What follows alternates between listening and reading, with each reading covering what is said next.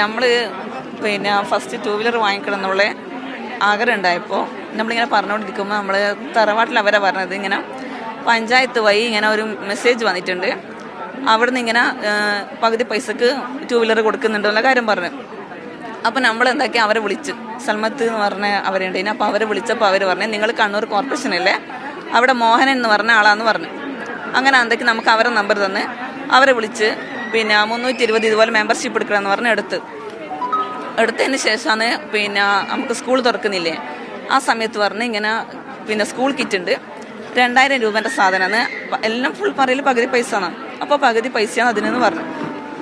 അങ്ങനെ ആ സമയത്ത് പോയി കൊടുത്തിട്ടുണ്ടായി.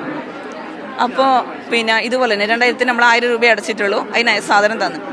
അതിനുശേഷം കുറച്ച് കഴിഞ്ഞാൽ ഇതുപോലെ തന്നെ അതൊക്കെ മെഷീൻ ഉണ്ട്, അതിന് അങ്ങനെ ലാപ്ടോപ്പ് കുറേ എന്തെല്ലാം ഉണ്ട്. എനിക്ക് മെഷീൻ ആവശ്യമുണ്ടായി, അങ്ങനെ മെഷീനും കിട്ടിയിട്ടുണ്ടായി. അതുപോലെ തന്നെ കിട്ടിയിട്ടുണ്ടായിന്. അതായത് 15,000 7,500 ടാബ്ലറ്റിൻ്റെ മെഷീൻ തന്നു. പക്ഷെ അതിന് പേപ്പേഴ്സും ഗ്യാരണ്ടി കാർഡും അങ്ങനെയൊന്നുമില്ല, പക്ഷെ കിട്ടീനി അങ്ങനെ ഇതായിട്ട്. അപ്പം നമ്മൾ എന്തായാലും ഇങ്ങനെ നമുക്ക് കിട്ടുമ്പോൾ സ്വാഭാവികമായിട്ട് ഇനിയുള്ളതും വരുമെന്ന് വിചാരിക്കുമല്ലോ. പിന്നെ ഇത് പഞ്ചായത്ത് അങ്ങനെ ഉണ്ടായിന്, അതുകൊണ്ട് നമ്മൾ വീണ്ടും കൊടുത്തിട്ടുണ്ടായത്.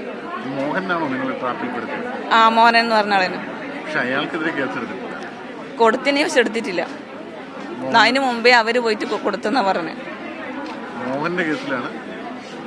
എങ്ങനാ കേസിലാന്ന് അങ്ങനെ പ്രതി ചേർത്തപ്പെട്ടു എന്നാ പറഞ്ഞേ അവര് ബാക്കിലേക്ക്. മോഹനെതിരെ കേസ് എടുക്കുന്ന പിന്നെ നമ്മളെ വിശ്വാസവഞ്ചനയല്ലേ കാണിച്ചത്. കേസ് എടുക്കണം, നമുക്ക് നീതി കിട്ടണം. ഇല്ല, നമ്മൾ കൊടുത്തിട്ടും നമ്മൾ പിന്നെ തന്നെ ന്യൂസ് കണ്ടിട്ടില്ലേ, ഇവിടെ കണ്ണൂരുള്ള കേസ് ആകെ ഒന്നേ ഉള്ളൂ എന്നാ പറഞ്ഞു. എനിക്ക് തോന്നുന്നുണ്ട് ഇത്ര ആളുണ്ടായിട്ട് ഒറ്റ കേസ് അവിടെ ഉണ്ടാവുന്നു.